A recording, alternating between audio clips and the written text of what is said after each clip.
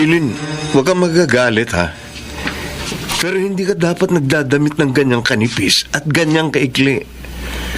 Paano kung may ibang makakita sa'yo? At pag-isipan ka na masama? Kung ikaw ang gagawa nun sa akin, tatanggapin ko.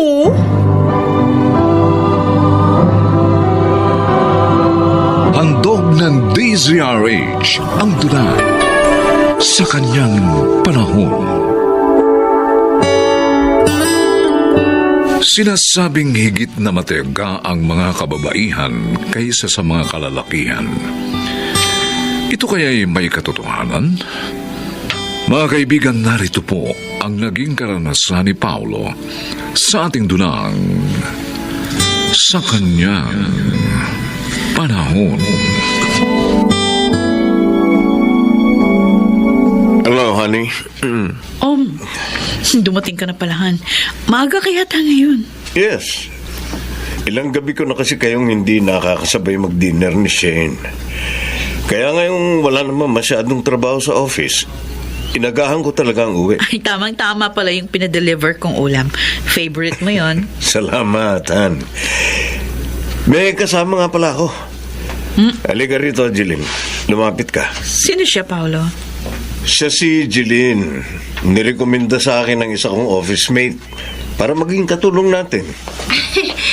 Good afternoon po, Ate Rowena. Good afternoon din. Mabutit nakakuha ka na ng makakasama natin, Han. At recommended pa ng kakilala mo, ha? Kaya makasisiguro tayo na mapagkakatiwalaan natin siya. Kaya nga tinanggap ko na siya agad, Rowena. Kumusta nga pala ang therapy mo? Okay naman. Mabilis nga daw yung improvement ko, sabi ng therapist ko.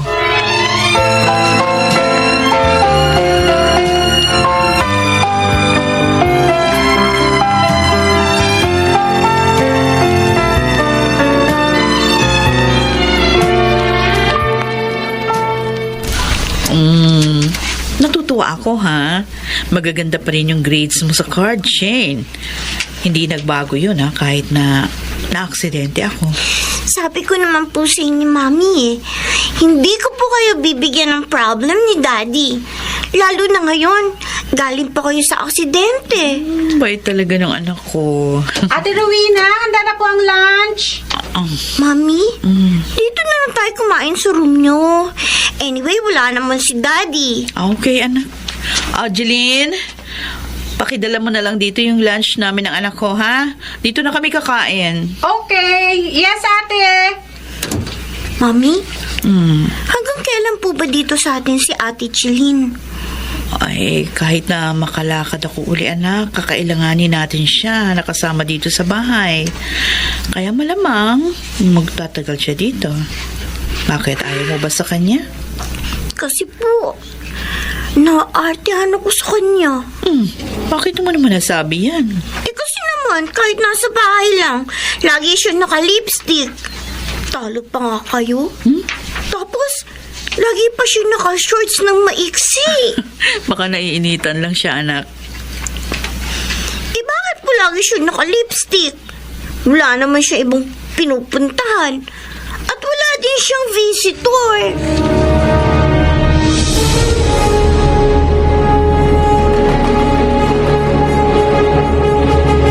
Tay, sabi po ni Rowena, uuwi na raw kayo. Oo, Paulo. Baka kasi gabihin ako sa daan. Mahirap sumakay. Sana dito na kayo maghapunan nang makasalo naman namin kayo. Hahatid ko na lang kayo sa bahay ni Mami. Maganda sana yon. Pero maabala ka pa eh. Imbis na makapagpahinga kayo ng maaga. Okay lang yun, Tay. Sasama ko na rin po si Rowena sa paghahatid sa inyo. Parang namasyal na rin kami. Mula kasi nang maaksidente si Rowena, hindi na kami nakapamasyal. Dadalhin na rin natin ang mga groceries na iuuwi nyo. Salamat, Paulo. Mula noon hanggang ngayon, hindi ka nagbago sa aking anak. Kahit na nga na-aksidente siya. At kahit muling makalakad, ay hindi nakatulad ng dati. Mahal na mahal ko po ang inyong anak, Tay. At ngayon ko po lalong patutunayan yun. Tayo na kumain. Naghahay na po si Jill. Salamat uli. Talagang isa kang mabuting asawa at manugang. Ang ganda ng proposal na itinuro mo sa akin, paring Paolo. Bumili bang boss ko? Salamat, ha? Wala yun, Tirso. Buti nga, nakatulong pala. Oo naman. Ayan mo, next time, ako naman ang babawi sa'yo. Ikaw naman, hindi mo na kailangan pang bumawi. Pasasayahin lang kita para mas maganda, di ba? Ililibre kita dun sa isang lugar na maraming magagandang chicks. Tirso, hindi ako mahilig magbar. At saka isa lang ang chick para sa akin. Si Rowena lang. Uy, di mo naman siya iiwan eh. Maglilibang ka lang sandali. Mahirap yan. Ayoko masira ang pamilya ko. Okay, sige. Bahala ka. Pero pare, maganda yung katulong niya. At bata pa. At mukhang game. Halata sa pananamit eh. Ganun lang talaga sa manamit. Pero matino siyang babae. At nirirespeto ko siya. Kaya wag mo kong ibuyo sa kanya.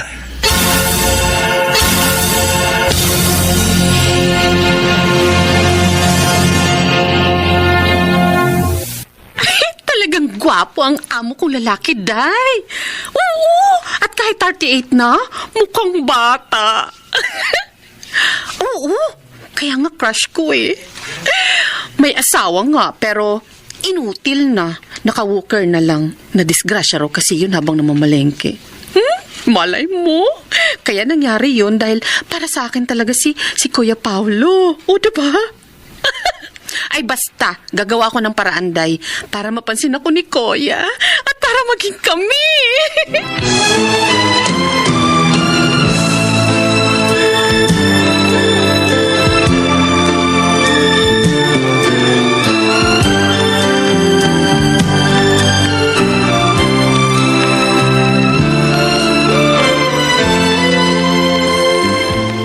Hey, Shane.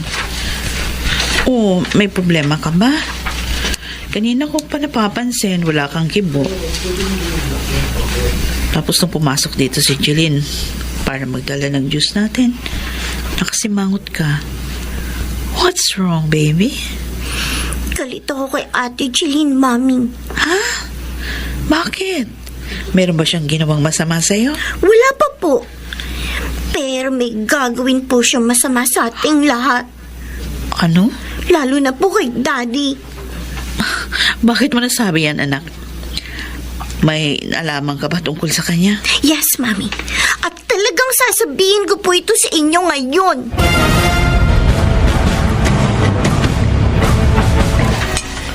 Kuya Paolo, eto na po ang juice mo. Sinarapan ko ang timpla niyan. Salamat, Jeline. Dito ako sa sala manonood ng TV dahil tulog na si Rowena. Ayoko maabala ang pagtulog niya. Mapansin niya ang manipis at sexy kong suot. May sinasabi ka? Ay, sabi ko, Kuya, ang bait mo talaga. Pwede ba ako maupo dito sa sopa para makakwento mo? Sige. Sobrang naman nipis ng damit nito. Anak, cleavage. Pati na ang hubog mo. Kuya, nawalan ka na ng kibo. Napansin ko kasi ang damit mo. Jeline, huwag ka Kuya, magagalit, ha? po. Pero hindi ka dapat nagdadamit ng ganyang kanipis at ganyang kaikli. Paano kung may ibang makakita sa'yo? At pag-isipan ka na masama? Kung ikaw ang gagawa nun sa akin, tatanggapin ko. Ano? Ang totoo, matagal ko na ngang hinihintay yun. Huwag mo akong hawakan, Jeline. Kuya. Ano ba? Bakit ka tumayo? Saan ka pupunta? Sa kwarto namin, ng asawa ko. Siya ang gusto kong kasama. Ha? At hindi ang ibang babae.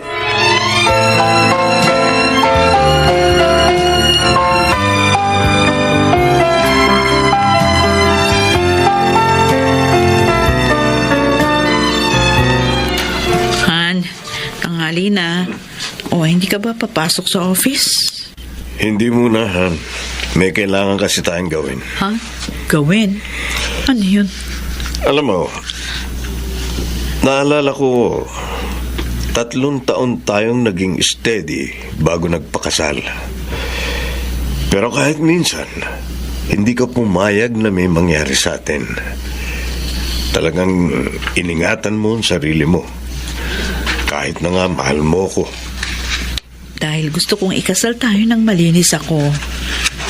At nangyari naman.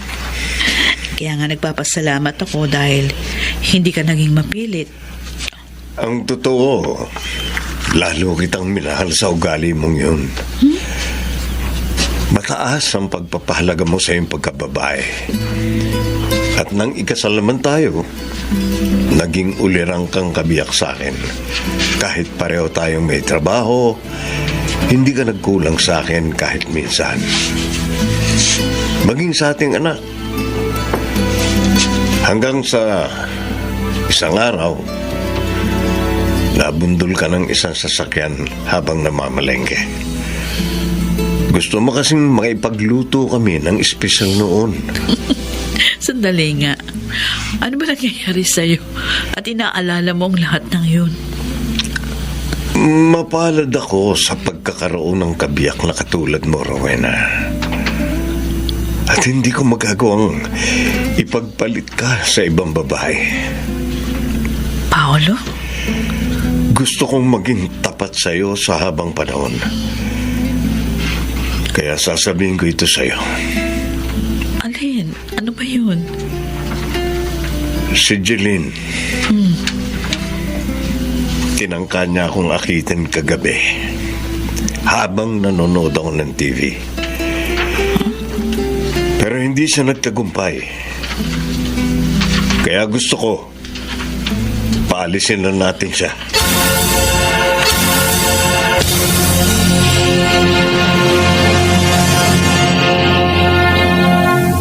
Sabi niyo po, may sasabihin kayo sa akin, ate. Ano po yun?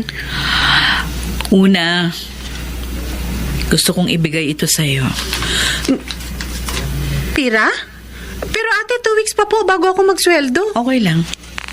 Basta kunin mo yan. Para meron kang magamit pa uwi sa inyo. Po? Ay, pinaalis niyo na po ako dito? Ay, bakit naman po, ate? Narinig ni Shane ang pakikipag-usap mo sa cellphone sa kaibigan mo.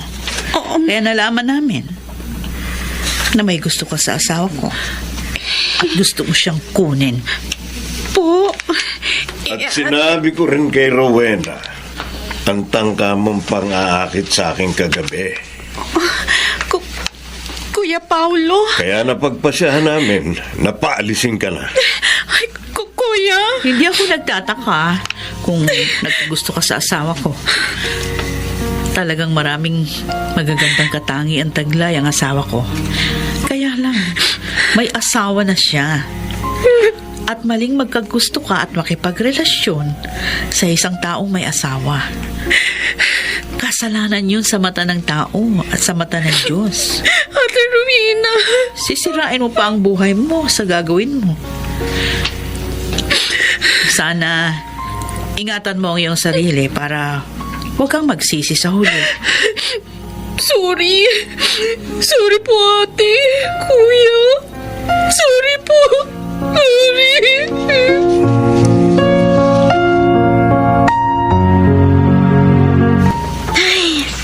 Tapos na po kami maglinis ni Daddy sa labas, Mami. Okay. Oo nga, ang bilis namin. Nakapag-ayos na rin ako dito sa kwarto. Mamaya naman, magluluto tayo, Shane. Yes! Gusto ko po yan, Mami. Kaya naman natin kahit walang katulong. Basta tulong-tulong lang tayo. Ako po, Daddy, willing na lagi kayong tulungan ni Mami. Basta magkakasama lang po tayong 3. Yes, anak. Hindi tayo magkakahiwa-hiwalay. Hindi namin papayagang mangyari yun ng mami mo.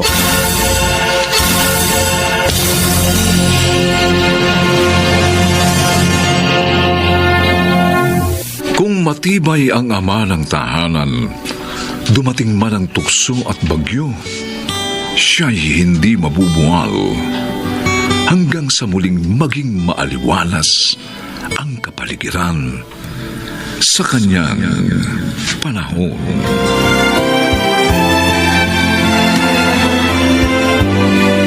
Nga nagsiganap, Lionel Benjamin, Rosana Villegas, Chiquit del Carmen Amor, Jenaline de la Cruz, Phil Cruz, at Maynard Landicho Jr.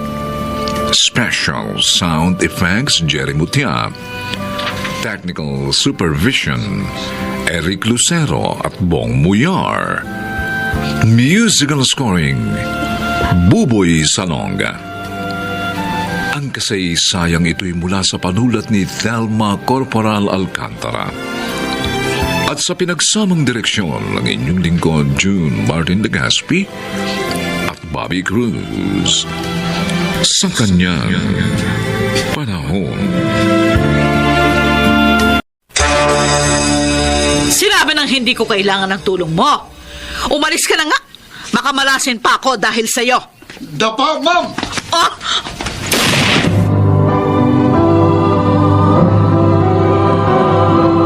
Handog ng DZRH ang tula sa kanyang panahon. Lahat ng tao'y may karapatang mabuhay ng maayos sa mundo, maging ang mga nagkamali, ngunit handa lamang magbago.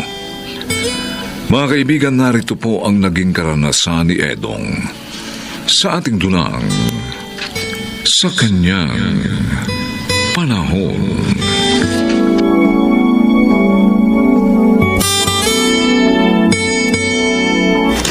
Oh, dumating ka na pala, anak. Kumusta ang lakad mo? Wala pa rin pong nangyari, Nay. Kahit si Aling Toyang, ayaw kong tanggapin para magtrabaho sa karinderya niya. Ha? Eh, bakit? Eh, nangangailangan siya ng tauhan. Yun ang sabi sa akin ni Roger na kapitbahay natin. Ayaw po niya sa akin dahil sa record ko. Sobra naman siya. Karinderya lang naman ang negosyo niya. Hindi pa siya tumulong sa kapwa niya. Hayaan na lang natin, Nay. Karapatan naman po niyang ayawan ako eh. Eh, huwag ka pa rin mawalan ng pag-asa, anak. Kung may mga tao mang ayaw magbigay ng pagkakataon sa'yo, naniniwala ako na sa tulong ng Diyos, makakahanap ka rin na magbibigay sa'yo ng pagkakataong magbagong buhay. Basta, ipagpatuloy mo lang ang maganda mong ginagawa at ang laging paglapit sa Diyos.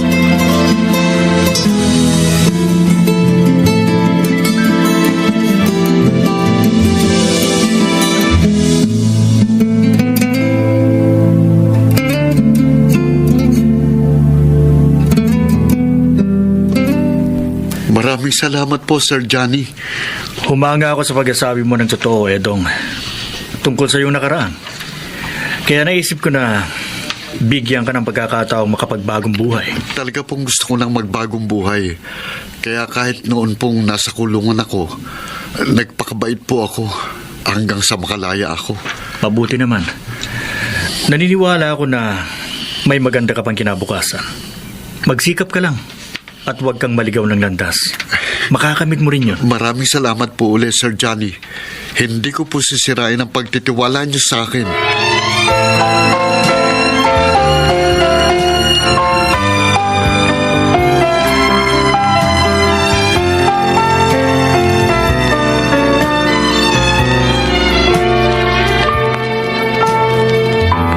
Believe na sana ako sa kinuha mong driver mo, anak. Dahil nakikita ko masipag. Lahat ng kotse dito sa bahay nililinis. Kahit hindi niyo utusan, ha? Totoo po yun, Mami. Pero ang problema, dati pala siyang bilanggo. Adik at tulak ng shabu. Noon pa naman po yun, Mami Patria. At pinagdusahan na po ni Edong lahat ng kanyang mga kasalanan. Kaya nga nakulong siya ng ilang taon. Kahit na, nakakatakot pa rin siyang makasama. Anong malay mo kung nagdodroga pa rin siya hanggang ngayon? Mami, nilayuan na po ni Edong ang shabu. At saka paano tayo makakatulong sa ating kapwa kung hindi natin sila bibigyan ng pagkakataon? Tama ho. Bigyan po natin ng chance si Edong Baka naman po talagang nagbago na yung tao. Ay, bahala kayong mag-asawa. Pero ako, hindi ko ipagkakatiwala ang sarili ko sa ganong klase ng tao. Baka siya pang maging dahilan ng kapahamakan ko.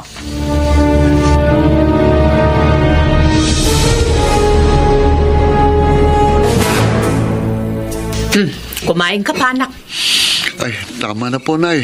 Ha? Busog na po ako. Kakaunti pa lang ang kinain mo, ah. Pinagmerienda po kasi ako ni Sir Johnny matapos kong linisin ang mga kotse nila. Ay, mabait pala sa'yo ang mag-asawang amo mo. Opo, Nay. Maayos din po silang magpasweldo. Si Ma'am Patria lang pong halata akong ayaw sa akin. Ha? Sinong Patria? Mami po ni Sir Johnny. Hindi po nagpapadrive ng kotse sa akin yun. Hindi rin po ako binabati at madalas nahuhuli ko siyang nakasimangot na nakatingin sa akin. Wag mo na lang siyang pansinin. Lalo mo na lang pagbutihin ang trabaho mo kina Sir Johnny mo. At makikita mo, darating din ang araw, matatanggap ka rin ng kanyang mami. Salamat po sa suporta niyo sa akin, Nay. Kahit nakagawa ako ng mabigat na kasalanan, nariyan pa rin kayo sa tabi ko. Mahal kita, anak. At lagi akong handang gabayan ka tungo sa tamang landas ng buhay.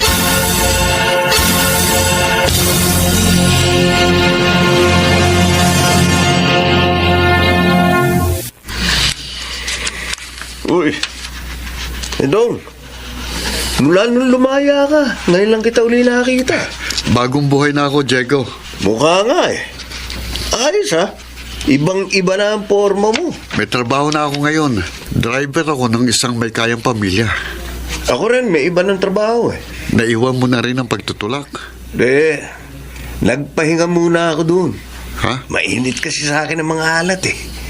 Alam mo na, ayokong matiklo. Kaya umiba muna ako ng trabaho. Pero malaki pa rin ang kita. Baka gustong sumama. Ano? Malaking bayad sa akin dito. Kaya nga kahit kumuha ako ng kasama, ayos lang. Basta magawa ko lang yung maayos ang pinatatrabaho sa akin. Diego, baka may sabit yan. Ayoko na ng... Walang tiklo ito eh, Dong. Ano ba trabaho yan? Magtutumba lang tayo ng tao. Ano?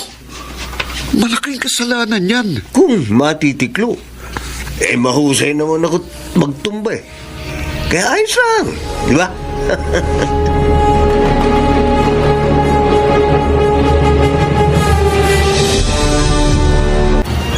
Mami, kumusta na po si Edong? Johnny, ligtas na siya sa panganib. Ay, salamat naman sa Diyos. Ako ang talagang babarilin ng mamamatay tao na iyon, pero iniharang ni Edong ang kanyang sarili, kaya siyang tinamaan. Kusa po siyang sumuko sa mga alagad ng batas, Mami. Nang makita niyang si Edong ang nabaril niya. Nakonsensya siguro kaya sumuko na. Ha? Dati pang tropa ni Edong ang lalaking yun. Si Diego. Hindi niya po alam na kayo ang amo ni Edong na ibig ipapatay ni Cesar. Si Cesar? Oo, Mami. Ang taong may malaking utang sa inyo. Siya ang umupa ng taong papatay sa inyo. At nagkataon, dating barkada yun ni Edong. Oh, Diyos ko. At iniligtas po kayo ni Edong sa kamatayan.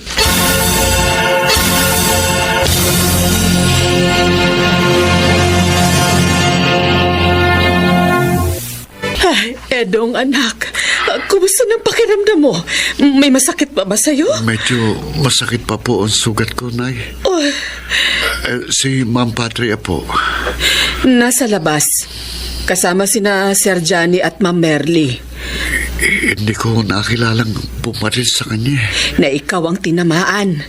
Dahil iniligtas mo ang nanay ng amo mo. Opo. Nasa kamay na ng mga alagad ng batas ang salarin. Oho. Kung ganun, kilala na nila kung sino yon. Oo. At magugulat ka. Dahil ang taong yon ay si Diego. Ano? Oo, anak. Mami pala ng amo mo ang ipinapapatay sa kanya. Iyon ang ipinagtapat niya sa mga may kapangyarihan. Kawawan Diego. Dahil sa ginawa niya, tiyak na siyang makukulong ngayon.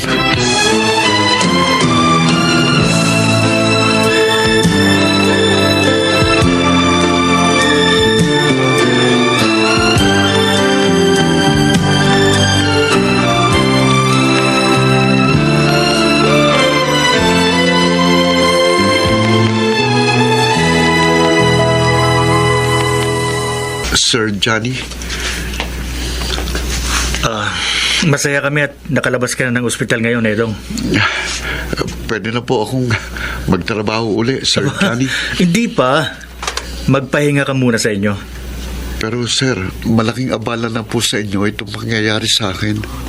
Huwag mong alalahanin yun, Edong. Ay, Basta ang mahalaga, makapagpahinga ka ng gusto para lubusan kang gumaling.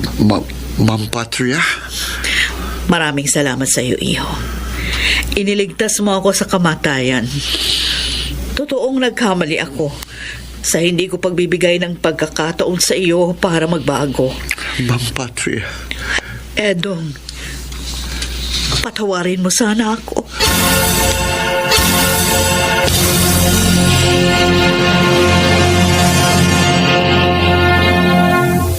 Lagi siyang handang tumulong sa taong naang magbago. Ito'y muling pagpapalain sa kanyang panahon.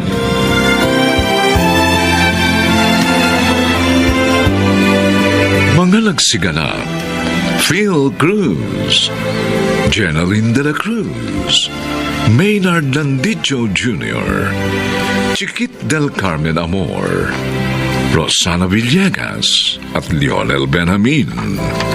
Special Sound Effects Jerry Mutia. Technical Supervision Eric Lucero at Bong Muyar. Musical Scoring Buboy Salonga.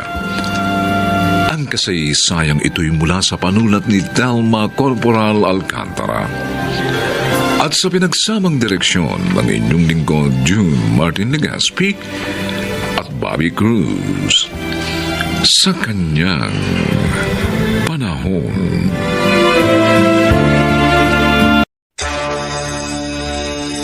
Walang yaka. Hindi mo lang matanggap na binasted ka ng asawa ko noon. Kaya ka ganyan. Frank, pasensya na. Hindi na mauulit. Iyak na iyak yung asawa ko. Dahil sa mga narinig niya. Kaya ngayon, tuturuan kita ng leksyon. Patalim! Frank! Nakamamatay yan, pare!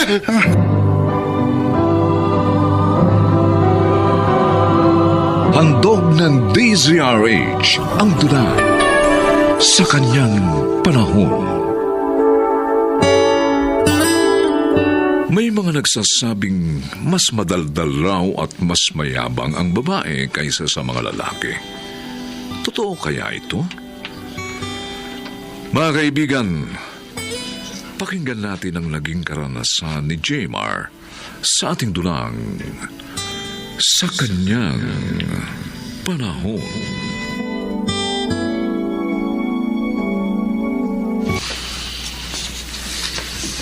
Bakit ngayon ka lang dumalaw, Jmar? Nag-alala tuloy ako sa'yo. Akala ko may sakit ka. Kasi hindi mo sinasagot ang mga text sa tawag ko. Kaya hindi ako nagpakita sa'yo dahil ayoko mag-alala ka eh. Bakit nga? Ano bang nangyari sa'yo? Napaaway ako Ha? Kanino? sa isang office mate ko. Mayabang kasi. Ano bang dahilan at nag-away kayo? Nagalit siya eh. Kasi narinig niyang sinabi ko sa isang office mate namin na binigyan ako ng merienda ng girlfriend niya. Ano? Kasalanan ko ba? Kung magkagusto sa akin ng girlfriend niya, gwapo ako. Kaya naman pala nagalit sa'yo eh. Dahil mayabang ka. Sasabi lang naman ako ng totoo eh. Gwapo talaga ang syota mo, kaya maswerte ka. Dahil naging tayong dalawa. Kahit pa mas nakahihigit ka sa kapwa mo, hindi mo pa rin dapat na ipagyabang yun. Naku, parang namang sinay kung makapag-sermon. Concerned lang ako sa'yo, Jmar. Dahil mahal kita. At ayoko mapahamak ka. Buti na nga lang. Sa labas ng office kami nag-away. Pareho kaming hindi nawalan ng trabaho. Sinong mas napinsala sa inyo? Natural siya. Magaling. May bago ka na naman palang damit at sapatos, anak. Jack, na mahal na naman ng mga yan. Mga branded eh. Ayos lang yan, ay. Malaki naman ang sweldo ng binata nyo eh.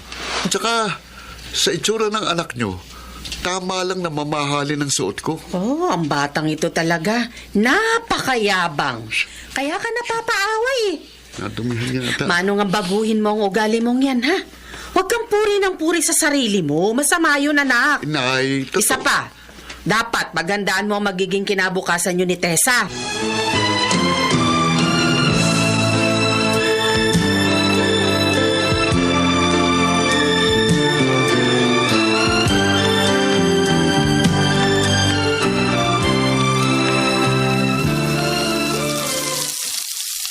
Ay, mabuti na lang at narito ka, Tessa. Tinutulungan mo ako sa pagluluto para sa handa ngayong birthday ni Jaymar. Ay, kung wala ka, nako, tsak na mahihirapan ako mag-isa dito. Oh, ayos na po ito mga sangkap. Ay. Para sa mechadong baka, Nanay Daling. Salamat, Iha. Yun pong sinabi nyo. Ang dami naman po kasi ng handa ni Jaymar. Konti lang naman ang mga bisita niya. Ayaw niya daw kasing may masabing hindi maganda sa kanya mga kabarkada at kaopisina niya. Kaya po kinapo siya sa panghanda. Pinahiram ko na nga po siya ng pandagdag eh. Ganon? Ay, Opo. nako, ang batang yun talaga, oo. Umiral na naman pala ang yabang. Uy, pasensya ka na sa anak ko, ha? Mabait naman siya eh. Yun nga lang, may kadaldalan at kayabangan. Yun po sana ang gusto kong mabago niya, Nanay Daling. Patuloy natin siyang paalalahanan, Tessa. Para mangyari yun, tayo naman ang siyang dapat na magpaalala at magmalasakit sa kanya.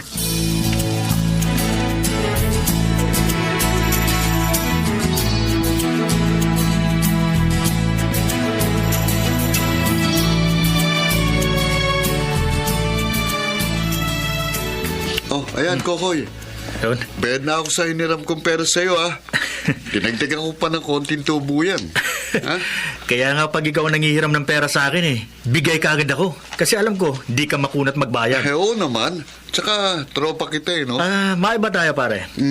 Alam mo ba, ang daming bumilib sa'yo sa mga tropa natin. Bakit? Nung makilala nila si Tessa, ang ganda raw at ang bait. Ang totoo niyan, di hamak namang mas maganda at mas mabait si Tessa kay Rich. Pero alam mo, sa totoo lang, akong niligawan niya eh. Ha? Oo. Talaga? Oo. Dahil gusto ko naman siya. Kaya yung pinagbigyan ko na, sinagot ka na kagad. Ibang klase ka talaga pare. Ako pa. Hoy, baka maniwala si Kokoy sa sinabi mo, Jaymar, ha? Uy, Tessa, sumunod ka pala dito. Ang tagal mo eh. Kaya sinundan na kita. Ay nako, Kokoy, huwag kang maniwala dito kay Jaymar. Alam mo ang totoo, inabot ng ilang buwan ng panliligaw niyan sa akin. Ganun ba? Oo! At sa bahay namin siya umakyat ng ligaw. Dahil ayaw kong nililigawan ako sa kalye.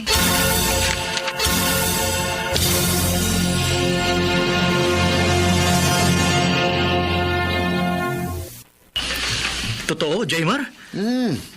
Oo, sabi ko eh. Pre, ang ganda ni Rich. Naging syota mo pala yun. Bakit? Gwapo naman ako ah. At para sabihin ko sa inyo bago napangasawa ni Frank yung si Rich, pinagsawaan ko na yun. Ay, talaga? Oo! Ako pa, iba yatang karisma ko sa mga bebot.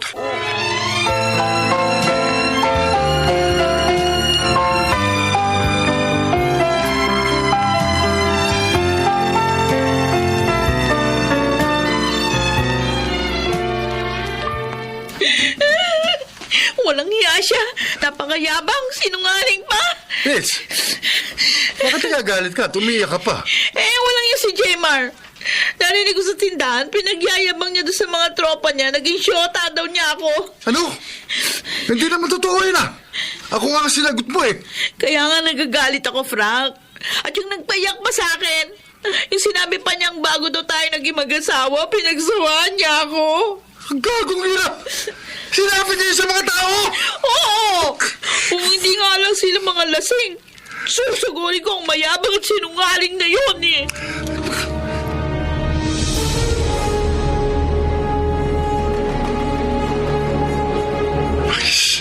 Dito kita hihintayin sa eskinitang ito, Jaymar. Tiyak namang dadaan ka rito eh. Yari ka ngayon sa akin. Hiyabang mo. Sinungaling ka pa. Ayun, may dumarating. Si Jaymar. Siya na nga ito. Tiyempo walang istorbo sa atin. Dahil gabi na. At nasa loob na ng bahay nila. Ang mga dumaraan dito. Tatawagin siya. Jaymar! Dali nga! Oh, Bakit, Frank? Hayop ka? Napakayabang mo. Sinungaling ka pa. Ano? Teka, hindi ko maintindihan ang sinasabi mo. Narinig ng misis kong lahat ng ipinagyayabang mo sa tropa mo nung isang gabing lasing ka. Ano? Walang yaka. Hindi mo lang matanggap na binasted ka ng asawa ko noon. Kaya ka ganyan. Frank, pasensya na. Hindi na mauulit. Iyak na iyak yung asawa ko. Dahil sa mga narinig niya. Kaya ngayon, tuturuan kita ng leksyon. Patalim yan. Ha? Nakamamatay yan, pare. Ito ang ibibigay kong leksyon sa iyo.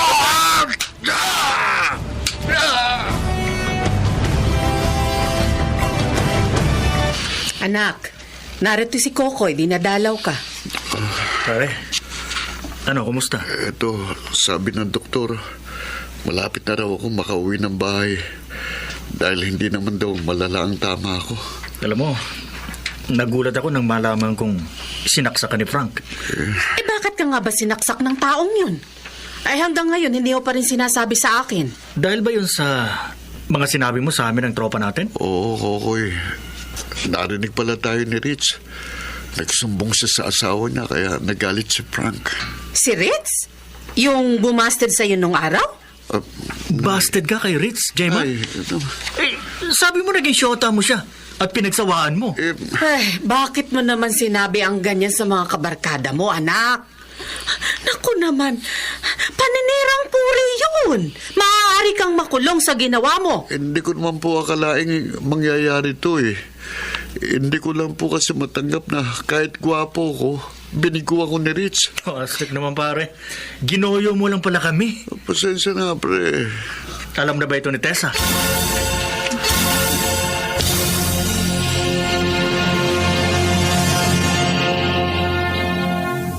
Tessa, salamat naman at dinalaw mo na ako. Inintay kita nung nasa ospital ako pero wala ka. Sinadya kong dito na lang sa inyo magpunta, Jmar, para makapag-usap tayo ng maayos. Tessa? Matapos kang saksakin ni Frank, kusa siyang sumuko sa mga pulis. At sinabi niya na gawa niya yun sa'yo. Dahil sa paninira mo sa asawa niya. Bakit ginawa mo yun, Jmar? Bakit ipinagkalat mo naging kayo ni Ritz? At bago pa siya napangasawa ni Frank, pinagsawaan mo na siya. Ganong alam mo, hindi naman totoo yun. Tessa, lasing lang ako noon kaya nasabi ko yun. Ang sabihin mo, umirang sa iyong kayabangan mo. Yun din ang dahilan kaya madalas kang mapaaway. Sorry, hindi na mauulit yung pangako. Talagang hindi na mauulit. Dahil hindi na ako mamumroblema pa sa'yo. Ha? Anong ibig mong sabihin? Tinatapos ko ng lahat sa atin, Jmar. Teka, huwag ka naman magbiro ng ganyan. Ay, hindi ako nagbibiro. Ayoko maging asawa balang araw ang isang lalaking nuk-nuka ng yabang. Baka pati ako madamay pag napahamak ka.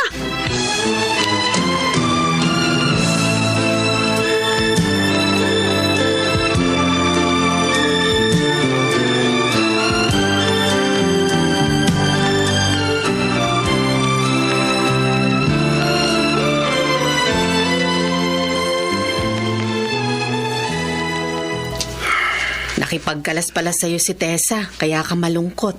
Opo, Nay. Ay, sayang. Mabait pa naman siya at matinong babae. Kaya nga gusto ko siya para sa'yo. Kasalanan ko po eh. Tulad nyo, hindi ko rin siya pinakinggan. Hindi ko po naalis sa akin yung pagiging madaldal at pagiging mayabang. Kaya ako nasasaktan ngayon ay. Anak, huwag kang mawala ng pag-asa. Magbago ka. Alisin mo ang kayabangan. Nay. Ipakita mo sa kanya ang iyong pagbabago. At anong malay mo, magkabalikan din kayo.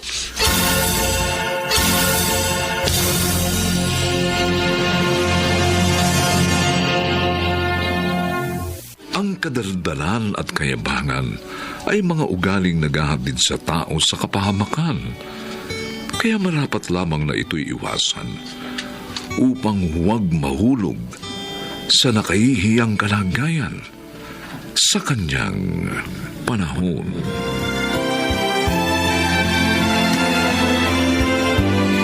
Mga nagsiganap, Phil Cruz, Chiquit del Carmen Amor, Jenaline de la Cruz, Rosana Villegas, Bobby Cruz, at Maynard Landicho Jr.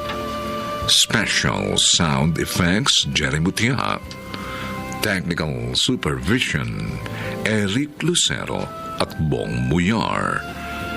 Musical Scoring, Buboy Salonga. Ang kasaysayang ito'y mula sa panulat ni Telma Corporal Alcantara. At sa pinagsamang direksyon ng inyong lingkod, June Martin Legaspi at Bobby Cruz. Sa kanyang panahon. Sinasabi ko na nga, be. Gusto mo nobya ko. Gusto mo si Marie. Sinuntok mo! Dahil niloloko mo ko. Kunwari lang ang pagtulong mo kay Marie.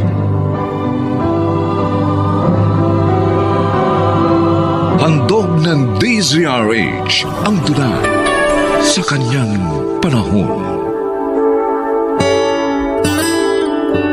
May mga taong agad na hinahatulan ang kanyang kapwa sa kilos at panlabas na anyo nito. Kaya naman kadalasan nakasasakit sila ng damdamin.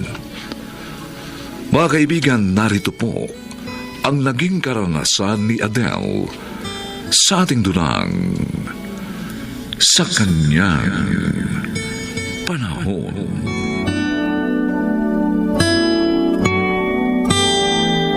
Adele, anak! Luto na itong arroz caldo. Ay, naku. Tamang-tama, Nay. Nakabili na ako ng pandesal.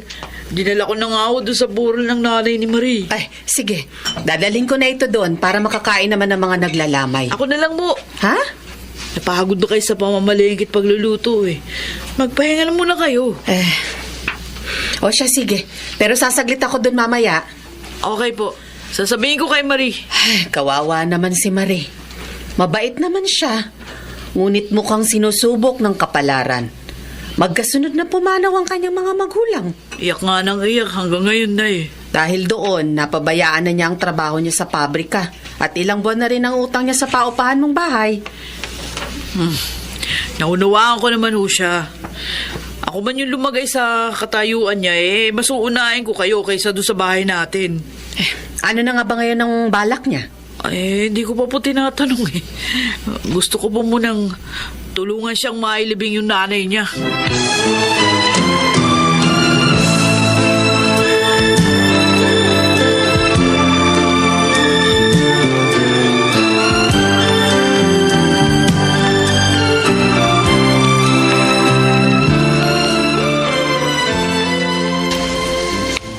Nailibing na si Inay, Ate Adele. Mag-isa na lang ako ngayon.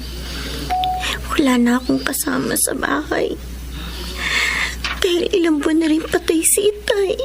Marie, kung nalulungkot ka at nahihirapan ka mag-isa, hindi, doon ka muna sa amin para meron kang kakwentuhan. Salamat, Ate Adele. Napakarami niyo na nagawa ni Aling Toyang para sa amin. Malaki na rin ang utang ko sa'yo. Huwag mong intindihin yun. Ang isipin mo ngayon, makabangon ka at makapagsimulang muli. Hindi ko nga alam kung paano gagawin ko eh. Paano ko gagawin yun? Nalaman ko na kasi na tinanggal na ako sa pabrika dahil sa tagal nang hindi ko pagpasok. Wala naman silang konsiderasyon. Eh, siyempre, nagkasakit yung mga magulang mo eh. Magkasunod pang namatay. Kaya mo nagawa yun. Hayaan mo. Makakahanap ka rin na ibang trabaho. May awa ang Diyos. May sinabi sa akin yung isa kong kaibigan na DH sa Hong Kong. Nangangailangan daw ng isa pang katulong ang amo niya. Parang gusto kong subukan. Ako, mahirapan ka dun. Sanay naman ako sa hirap, ate. Kaya lang parang gusto kong subukang magtrabaho dun para makabayad sa mga utang ko. At para makalimutan na rin ang lungkot dahil sa pagpanaw ng mga magulang ko. Sa bagay, may katwiran ka. Konti lang naman daw ang gagastusin ko dahil direct hire daw ako. Pero problema ko pa rin yung konting panggastos. Ano? Gusto mong pakasal na tayo, Oscar? Oo, Marie. Total, mag-isa ka na. Wala na mga magulang mo. Malulungkot ka lang kung mananatilik kang nag-iisa. Pero kamamatay lang ni na inay at itay. Hindi rin ako magiging masaya kung magpapakasal tayo sa ganitong panahon. Magiging masaya ka, Marie. Lahat gagawin ko para maging maligaya ka sa piling ko. Kaya pumayag ka na. Pasensya na, Oscar. Pero hindi pa ako handa. Ayoko namang mag-asawa dahil lang sa ulilang lubos na ako. May iba pa akong gustong gawin ngayon. Ano yun? Ang mabayaran ng mga utang ko.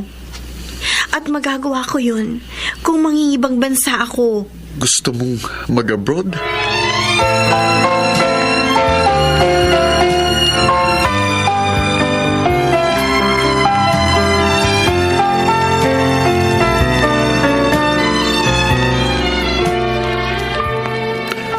Ano, Oscar? Gusto mag-abroad ni Marie? Oo, Diego. Para daw mabayaran yung mga pagkakautang niya dahil sa pagkakasakit at pagkamatay ng mga magulang niya. Paano yan? Di magkakalayo kayo na matagal? Kaya nga malungkot ako eh. Hindi ko gustong gagawin niya. Pero ayaw naman niyang papigil. Hindi ko naman kasi siya kayang tulungan na magbayad ng mga utang niya. Pare, hindi kaya sinusulsulan siya ng kasera ng tibo para gawin yun? Si Adele? Oh, tombo yun, di ba? Ay, At close kay Marie. Kaya pwede niyang gawin yun. bakit naman niya gagawin yun? Oscar, doon pa lang sa lamay ng nanay ni Marie, halata ko ng kursunada siya ng tomboy na yun. Ano? Baka sinusulsulan niya si Marie na lumayo sa iyo. Nang sa ganun, magkaroon silang pagkakataon na maging sila ng nobya mo. Kaya kung ako sa iyo, pare, huwag kang pumayag na umalis si Marie. Pilitin mo siya, napakasal na lang kayo. Paano kung hindi siya pumayag? Papayag si Marie kung talagang mahal ka niya.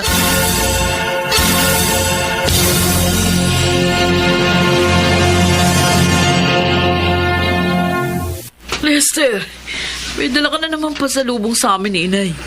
Nag-abala ka na naman. Masaya ako sa ginagawa ko, Adele. Hindi ito kaabalahan para sa akin. Pero alam ko kung bakit mo ginagawa yan. Naliligaw ka sa akin. Hindi naman masamang magpakita ng pagmamahal, di ba? Hindi kasalanan yun. Pareho naman tayong walang pananagutan. Oo nga. Pero hindi naman lihim sa'yo yung damdamin ko, di ba? Ang puso ko, pusong lalaki. Ikaw na rin na may sabi, Adele. Gusto mong lumaya sa nararamdaman mo yan. Dahil mali at kasalanan sa Diyos yan. Tama ka. Pero, Lester, di pa ako malaya. Katunayan, meron akong mahal na iba. Pilit ko ng pinaglalabanan yun eh. Pero, ayokong paasahin ka. Hindi mo naman ako pinaasa. Ako ang may gustong umasa at gawin ito. Dahil naniniwala ako na walang imposible sa Diyos. Malay mo, palayain ka niya sa pagiging pusong lalaki mo para sa akin.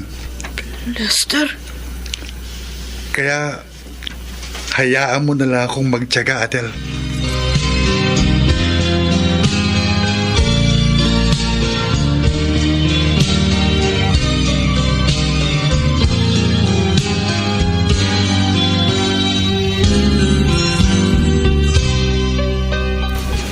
Ito na yung perang magagamit mong panggasto sa pag-abroad mo, Marie. Maraming salamat, ate. Pangako, lahat ng utang ko sa'yo, babayaran ko kapag nakapagtrabaho na ako doon. Huwag mo isipin yun. Di naman ako nagmamadaling bayaran mo yun. Tama ang aking anak, Marie. Ang mahalaga sa amin ay matulungan kang makabangon. Maraming salamat po sa inyo, Aling Toyang, Ate Adele.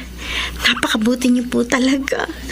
Basta, lagi mong ingatan ang sarili mo doon, ha? Oo, ate. Madalas ko rin kayong tatawagan. At huwag mong kalilimutang laging tumawag sa Diyos dahil siya ang tunay na makapag-iingat sa'yo.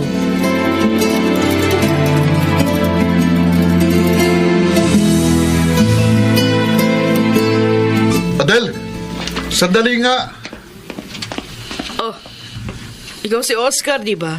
Yung nobyo ni Marie. Buti natatandaan mo pa ako. Matandain naman ako sa mukha, Oscar. O, anong kailangan mo sa akin?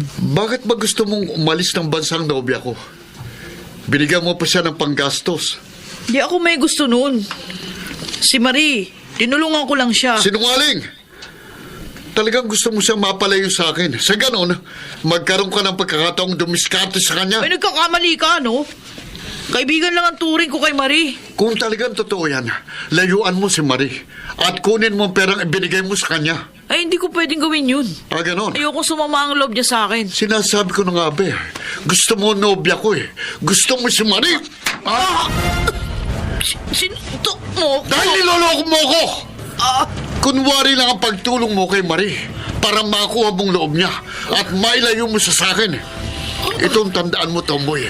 Sa oras na malaman ko na kayo na ni Marie, papatayin kita. Tandaan mo yan! Walang yaka! Ate ko, bakit mo sinampal? Ang sama mo! Sinuntok mo si Ate Adele! Pinahiya mo ako sa kanya! At nagsumbong pala sa yung tomboy na yon. Hindi siya nagsumbong. Nakita na yung sa kapitbahay nilang ginawa mo. At siya nagsabi sa akin. Kaya napilitan na magtapat si ate. Bakit mo ginawa yun, Oscar? Naging napakabuti ni na Ate Adele at Aling Toya sa akin. Wala silang ipinakitang hindi maganda. Marie, Pero ikaw, nobyo ko pa lang. Kung umasta ka, akala mo kung sino ka na. patawarin mo ako. Nagselos lang ako. Ayoko kasing umalis ka ng bansa. Sa ginawa mo, sinira mo ang pagtingin ko sa'yo. Marie! Umalis ka na, Oscar. Ha? Ayoko na makita ka pa. At wag mo na rin guguluhin pa si Ate Adele. Dahil sa oras na malaman ko may ginawa ka pang masama sa kanya, ako mismo, ako ang magsusumbong sa'yo sa mga pulis!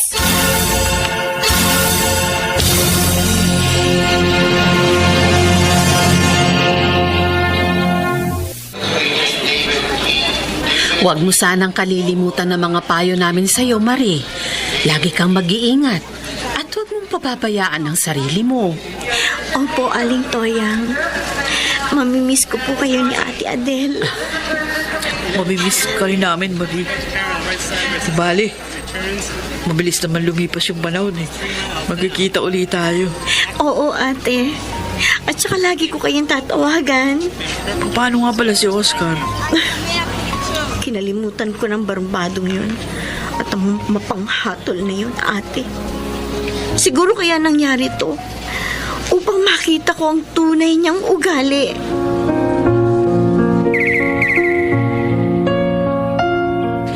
Si Marie ba yung kausap mo sa cellphone, anak? Opo, Nay. Oh, kumusta naman daw siya?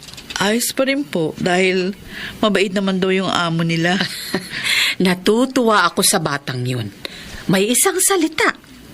Nakabangon na siya ngayon. Nabayaran na niya lahat ng mga utang niya. Hindi po siya pinabayaan ng Diyos. Ay, teka nga pala. Bakit nakabihis ka? Aba, at naka-makeup ka pa. Mamamasyal po kami ni Lester, Nay. Napapadalas yata ang pamamasyal ninyong dalawa. Kayo na ba, anak? Di pa po. Oh. Pero malapit na. Bala ko na po siyang sagutin sa birthday niya. Aba, magandang regalo yan, anak. Sigurado ka ba na malaya ka na sa pagiging pusong lalaki mo? Opo, Nay. Si Lester na ngayon ang nasa puso ko. At hindi na si Marie. Pinalaya ako ng Diyos sa mali kong damdamin para kay Marie. At yun ay dahil nagtagumpay ka sa pagsubok sa'yo ng Diyos.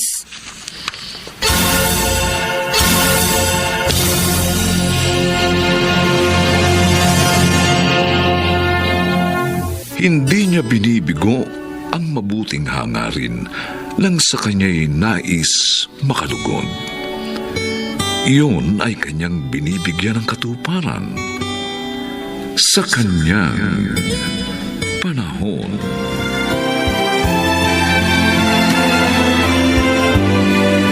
Mga nagsiganap: Rosana Villegas, Jenaline de la Cruz, Chiquit del Carmen Amor, Phil Cruz, Bobby Cruz, at Lionel Benjamin.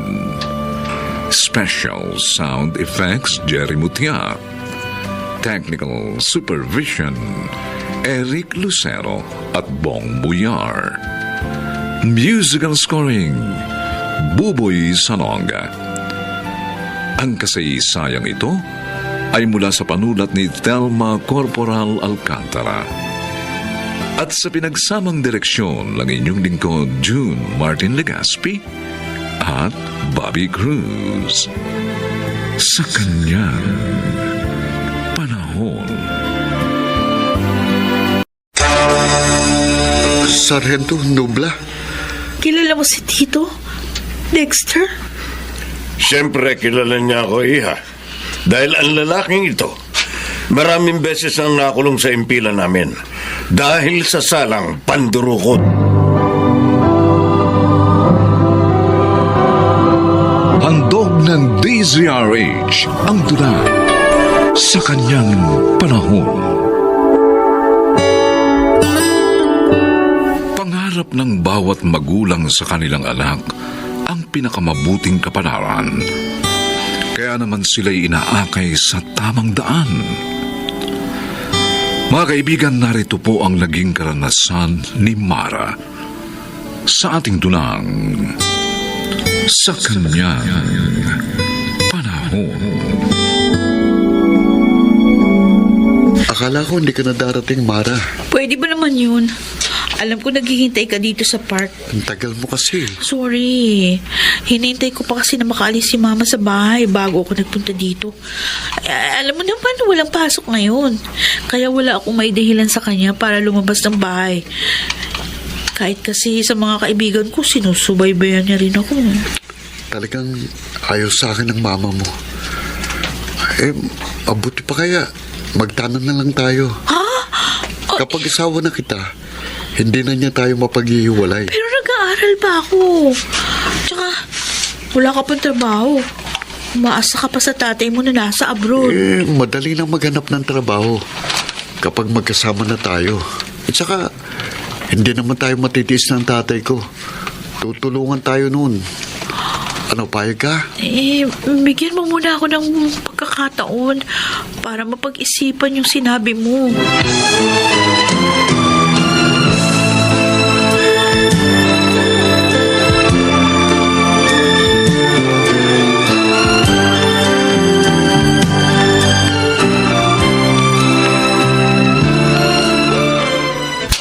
Sinungaling ka!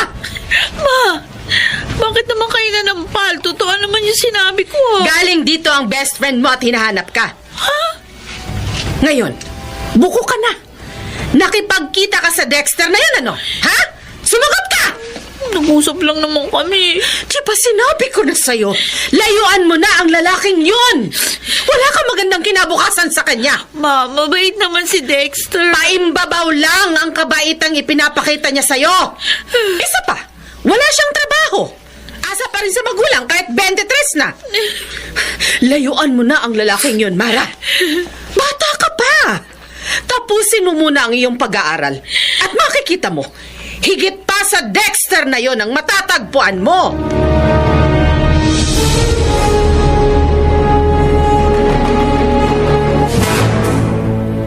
At kaya pala narito ka para magpalipas ng sama ng loob kay Mama. Sobra naman kasi siya, Ate Rubina. Napaka-judgmental. Hindi naman masamang tao si Dexter. Pero ikaw na rin naman ang nagsabi. Sa FB mo lang siya nakilala. Doon na rin kayo nagsimulang magkarelasyon. At nagkita kayo sa park. Marami namang ganito sa simula ng relasyon na. Bakit ba? Oo nga. Kaya marami rin ang napapahamak. Sister, mahal ka ni Mama. Kaya siya ganun sa'yo. Kaya sana, sundin mo na lang siya. Parang ikaw, sunod-sunuran kay Mama. Hindi naman ganun yon, Mara. Ginagabayan lang ako ni Mama sa mga pagpapasya ko sa buhay. Kaya tingnan mo, hindi ako napapahamak. Kahit sa pag-aasawa ko. O, di ba? Maniwala ka sa akin. Dahil ang kabutihan mo lang ang aming hangad.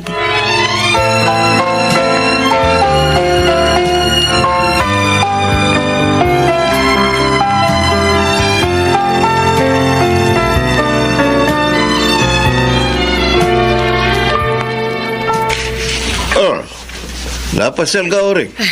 Kuya Gaston, gusto ko kasi sanang hingi ng tulong mo. Anong tulong? May problema ako sa aking bunso. Bakit? Nagpapabaya na ba sa pag-aaral si Mara? Actually, nagsisimula nang bumaba ang grades niya. At yun ay nang makilala niya si Dexter. Oh, may boyfriend na pala ang pamangkin ko, ha? Oo. Di siya tulad ni Robina na nagtapos muna ng kolehiyo bago nag-boyfriend. Taga saan naman yung nobyo niya? Ewan ko. Di ko alam. Pero yung lalaki, nakilala lang niya sa FB at walang trabaho. Bah, mahirap yun.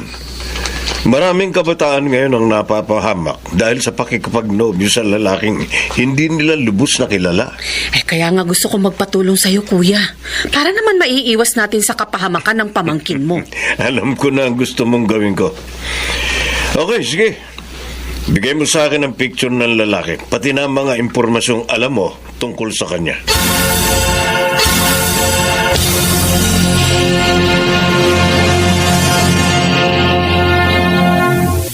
Oh, ito pa inumin natin, Tix. Ayos. Ayos ka talaga, Dexter, ha? Bilib ako sa'yo. Di ka madamot. Lalo na kapag may malaki kang kita. Siyempre naman, sanggang dikit tayo eh. Ay, yung nga pulang siyota mo, kumusta na? Ha? Yung nakilala mo sa FB? Okay lang yun. Malapit ko na siyang makuha. Talaga? At kapag naging asawa ko na siya, pahinga na ako sa trabaho ko. Giginhawa na ako. Pero pare, di naman kaya siya magbago kapag nalaman niya yung trabaho mo? Pare, magaling akong umarte. At mahusay ding magtago ng sikreto. Kaya hindi niya malalaman yun. Hanggang sa maging asawa ko na siya. Swerte mo talaga pare, ha? Sana all. Dali lang yan. Humanap ka ng mabobola mo sa FB. At makikita mo, makakasibat ka rin sa trabaho natin. Ibig mo bang sabihin hindi mo talaga mahal si Mara? Ginagamit mo lang? Wala sa akin yung pagmamahal. Ang importante sa akin ay ang magiging pakinabang ko. Yun.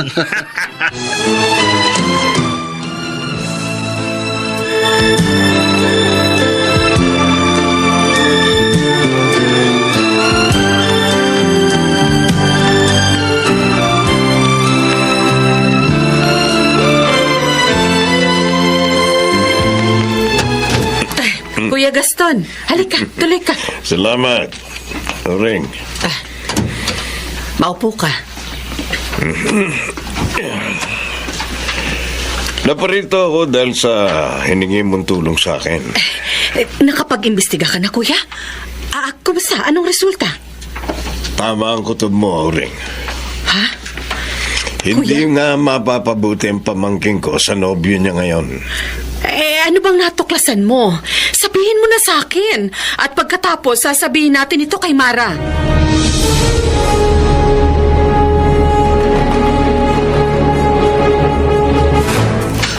Dexter, halika. Maupo ka. Sure ka ba na pumayag ang mama mo na magpunta ko dito sa bahay niyo? Oo. Siya talaga nagsabi. Kasi nung huli kong nagpunta rito, sinabi niyang layuan kita. Dahil nga nalaman niyang 23 na ako pero wala pa rin akong trabaho. Ay, feeling ko iba ngayon. Talaga?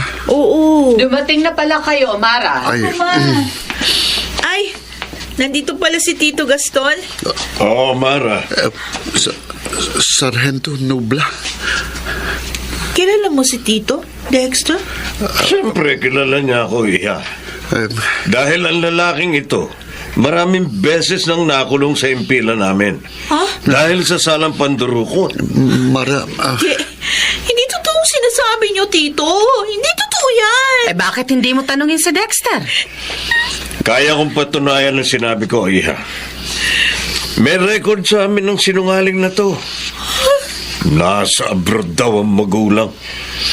Niloloko ka lang niya, pamangkin. Dexter, sabihin mo hindi totoo ang sinabi ng tito ko. Sabihin mo! sorry, Mara. Walang iya ka? Mara. Minahal kita. Bibiktimahin mo lang pala ako. Lumayas ka dito. Lumayas ka!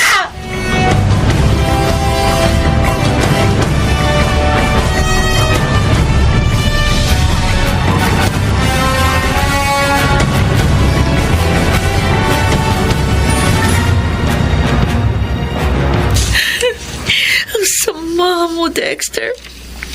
Hindi kita dapat minahal. Mara? Ate Rubina. Ate. Sinabi sa akin ni Mama ang nangyari nung tumawag siya sa akin kanina. Kaya nagpunta na ako dito kaagad sa'yo.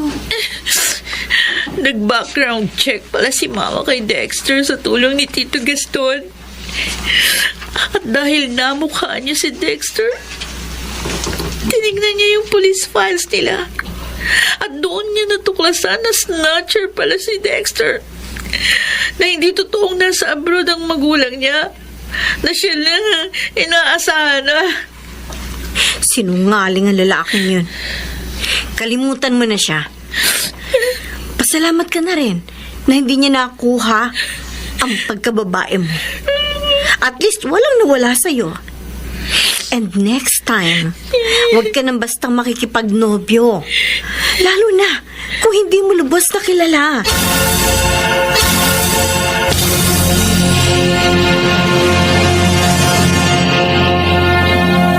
Kuya Gaston, Oh, narin ba si Ate Adelfa? namalengke ang hipag mo, Oring. Ay. Pero malamang parating na yun. Kanina pa umalis eh.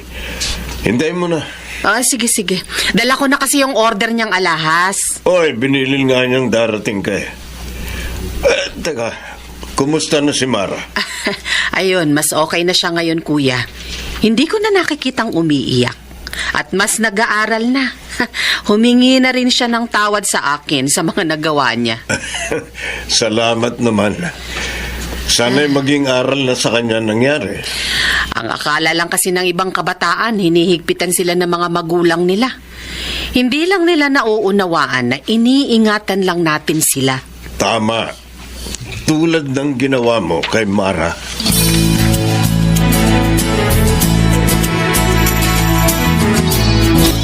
Wow, ang ganda ng sister ko. Bagay sa'yo yung dress mo, ha? Thank you, Ate Rubina. O, saan naman ang punta mo niyan? Papasok na siya sa office, anak. After graduation kasi, nag-apply na siya agad ng trabaho. At ayun, natanggap naman siya agad. Talaga? May trabaho ka na? Oo, ate. Magagamit ko na yung kurso ko. Ngayon na nga ako magsisimula. Ay, congratulations! Thank you. Mabuti na lang, nailigtas ako ni Mama at Tito Gaston kay Dexter. Hindi ako napahamak. Ngayon, tanaw ko na ang maganda kong kinabukasan.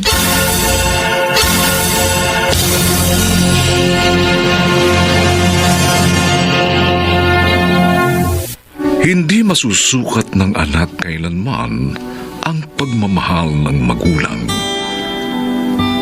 Kaya sana ito'y huwag baliwalain lamang upang mapabuti ang buhay sa kanyang panahon.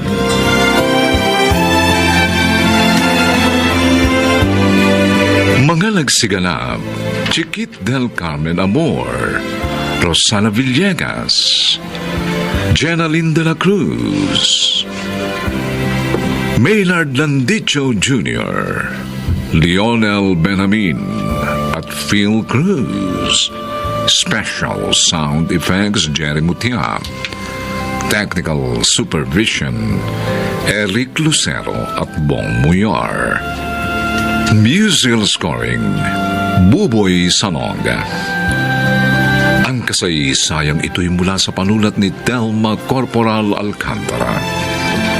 At sa pinagsamang direksyon ng inyong lingkod June Martin Legaspi at Bobby Cruz. Sa kanyang